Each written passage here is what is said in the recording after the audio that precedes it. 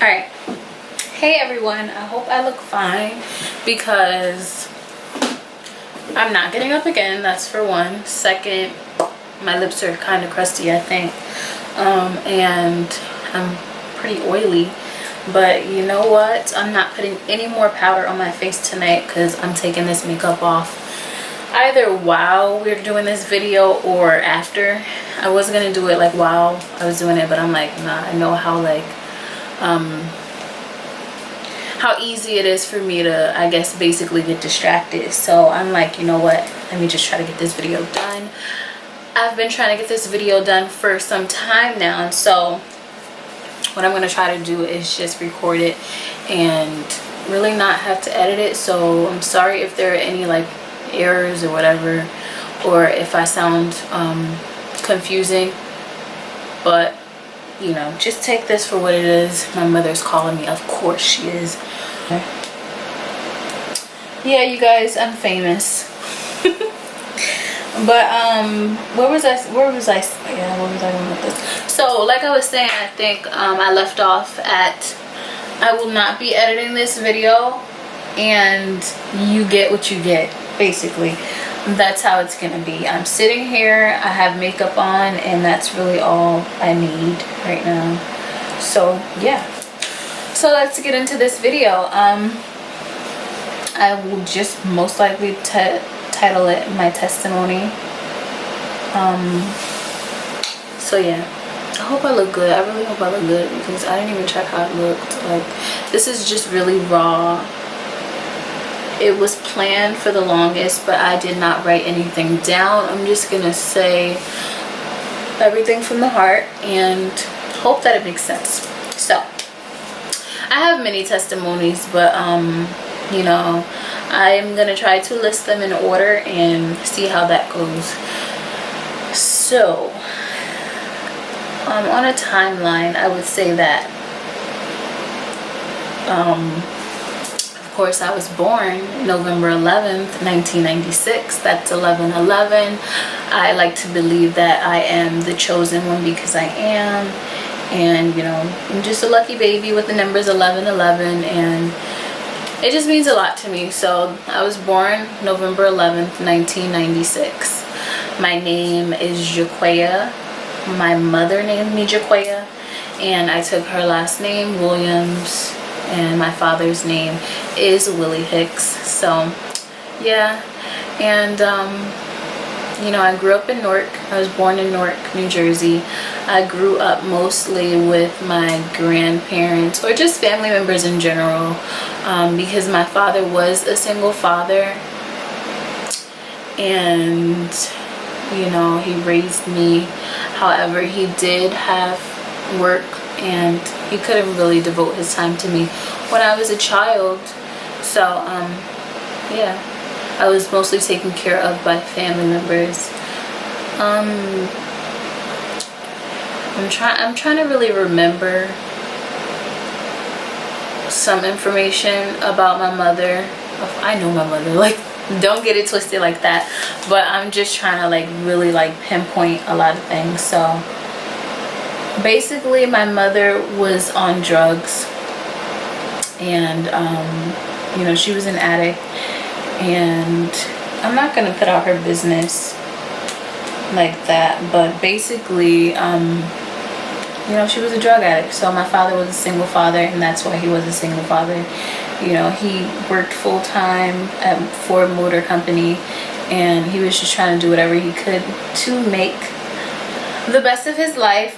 Like, it wasn't like a bad life or anything like that. To me, my father was a great man, and I know he is. He's I'm pretty sure everyone would think that, but my father, to me, is the best man that I know to this day, and most likely the best man that I'll ever know in life other than God.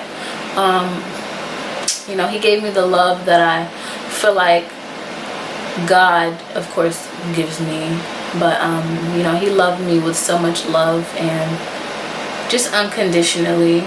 He had different ways of showing me how he loved me in different points in my life, but you know, as I guess, evolved, and our relationship evolved after he retired and started taking care of me full time. You know, our relationship really changed. So, but anyway, getting back to the beginning of where I was at. So yeah, my mother was a drug addict, and you know, that really affected me, and affected me mostly mentally. And it didn't really start getting to me until maybe middle school. And for you, you might be like, what do you mean maybe middle school? But you know, now looking back of how I felt when I was a little younger, I always knew that something was like a little wrong with me, but it was mostly just like I would just be sad, or I would just be under the weather. And I'm pretty sure it was because of, you know, attachment issues, me missing my father, me being taken care of by different family members. And yeah, I just wanted my parents. So at a very young age, I learned that my mother was, you know, around drugs and dealing with drugs. I don't want anybody to take this the wrong way, and I don't want anybody to be upset that I'm sharing this information. I really could care less, because I'm saving lives, and you know, this is my purpose in life. So I understand that there might be some backlash, or you know, crazy comments because I'm sharing this information.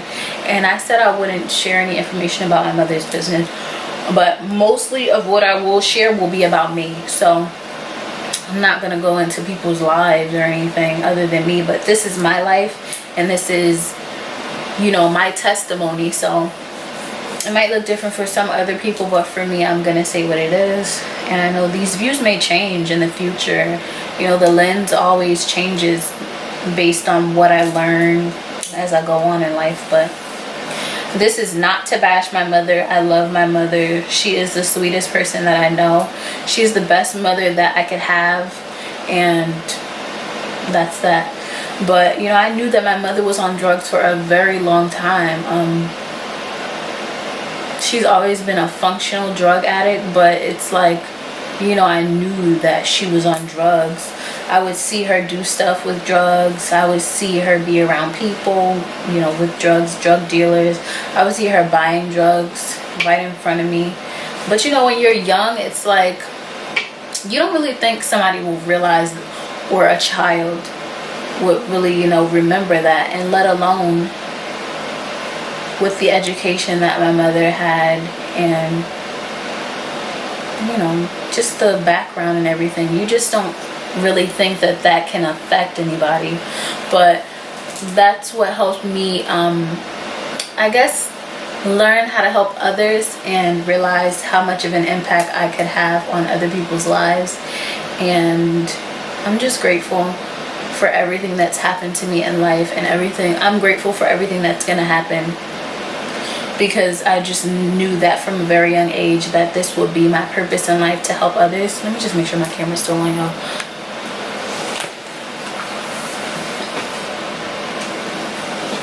But yeah, so it's still on.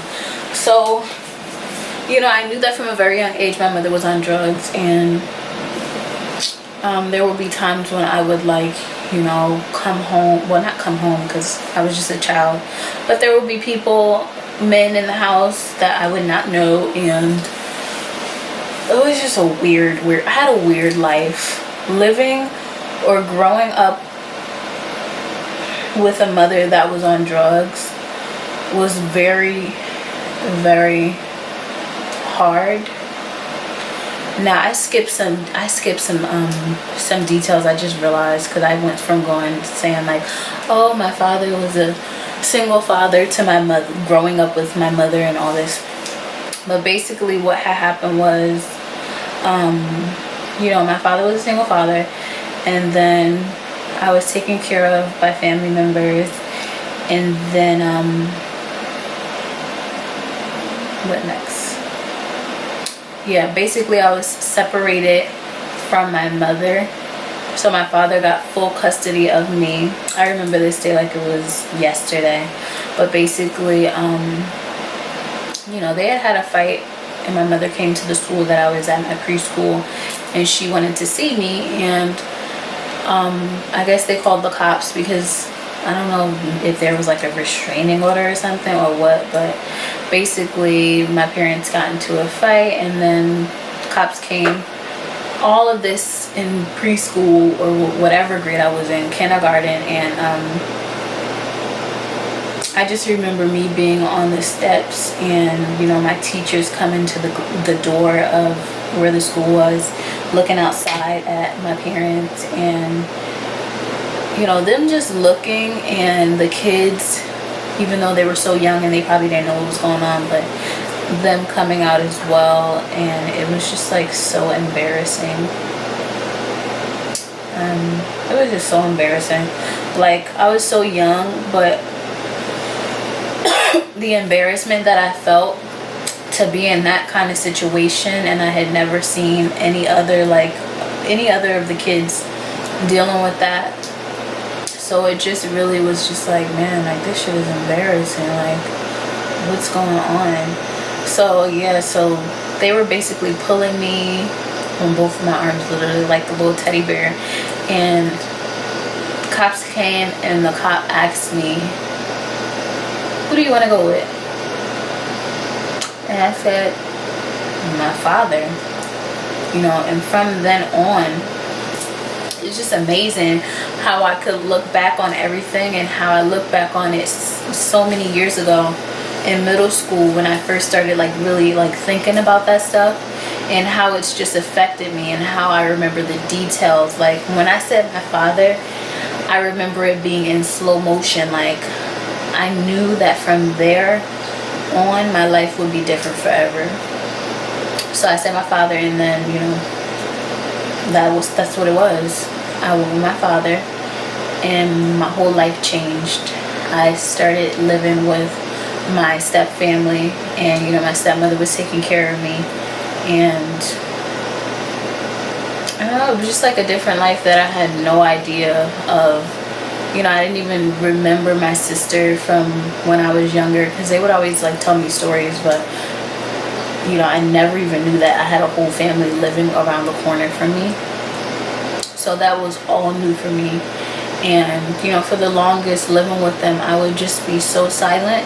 I think it was a traumatic experience that had happened with me, and just the trauma of living with, you know, that type of life, of having a mother on drugs. And you know, during that time my father would drink all the time too, because you know, it's just stressful.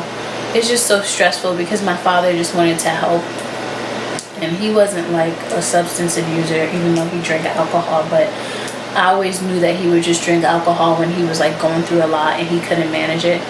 But you know, these are just little details that I paid attention to about my father. So yeah, it was just a lot, and it really started hitting me in middle school, because I found that I really wanted attention.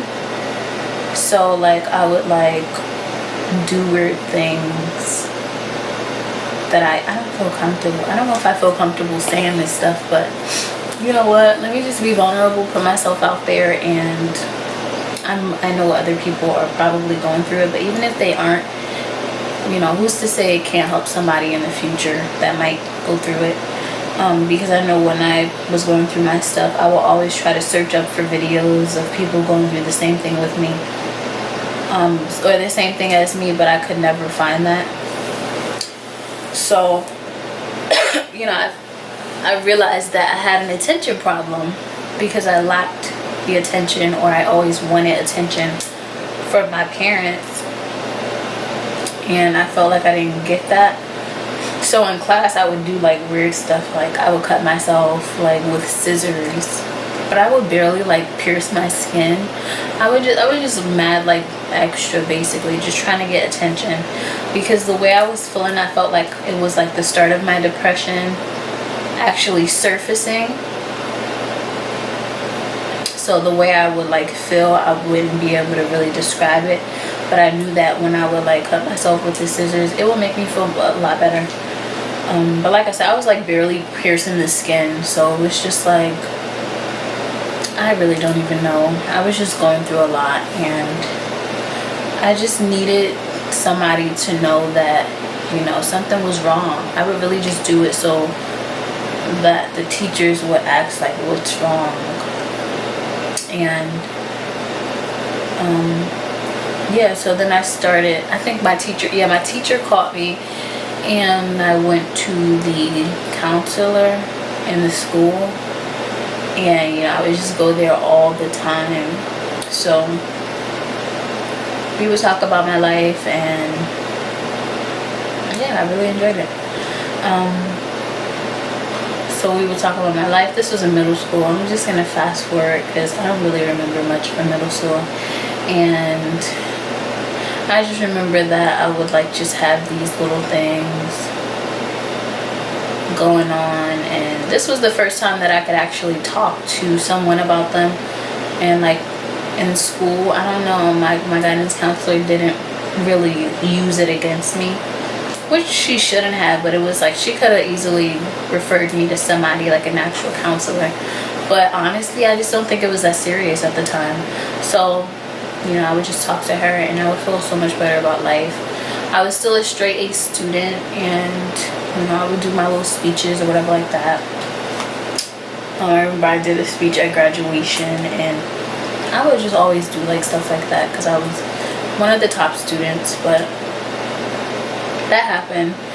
I graduated middle school, and then high school came. Now let me just mention that I'm remembering how I was in middle school, and that was like my time of me getting like piercings, tattoos. I was just all over the place, y'all. But yeah, I would get like piercings and tattoos. I had my first girlfriend, really my only girlfriend, but I had a relationship too. Anyway, yeah, so that was like, I got my first tattoo, my first love. It was a girl, and just a lot. But I love middle school. Middle school was the best. It was the best time for me, like I guess friendship wise, life wise, social life wise. I was really like enjoying parties and stuff. I guess I started really young, so once I got in high school, I would still like enjoy parties, but I was just like more so like inside of myself. So that happened. Then high school came. Can't really say anything about that, really, but I can say that I was really having a problem with depression, and like, you know, we would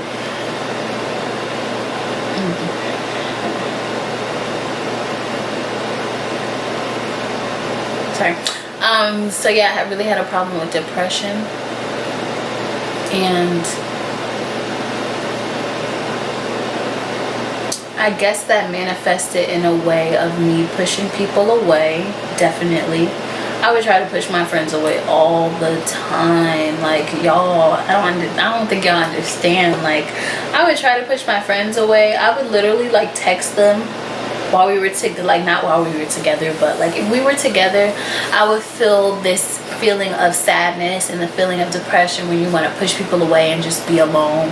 I would just feel that all the time. So I would like text them sometimes and just put them in like a group chat, like, oh, we're gonna, I don't think we should be friends anymore, and just really send them text messages like that. And then I would see them we would like see each other at our lockers. It was just so weird. I was so weird, it's not even funny. But yeah, I would do stuff like that, and we used to have meetings, and they used to be crying and shit. We used to be crying together because it was like, it was just a lot. And my friends said, oh my god, it sucks to see her like this, you know, I just know she's going through a lot, and I just want her to blah blah blah. And I'm laughing because it's funny like looking back at it, but back then it was a lot. My feelings were all over the place, man.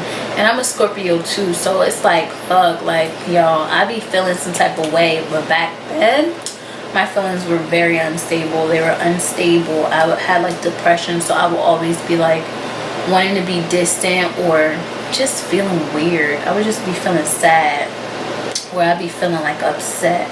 And then I remember this time when I was a senior in September of 2014. This was just when the senior year started. I like got this feeling of me really thinking about how life would be if I wasn't here. And I don't really remember why. I know my mother was like, she was going through drugs heavy, and it really was having an effect on me because I'm trying to think, is this even the time? I don't know, but most likely my mother was really going through drugs heavy, and like it was really having an effect on me because I just hated seeing her go through that.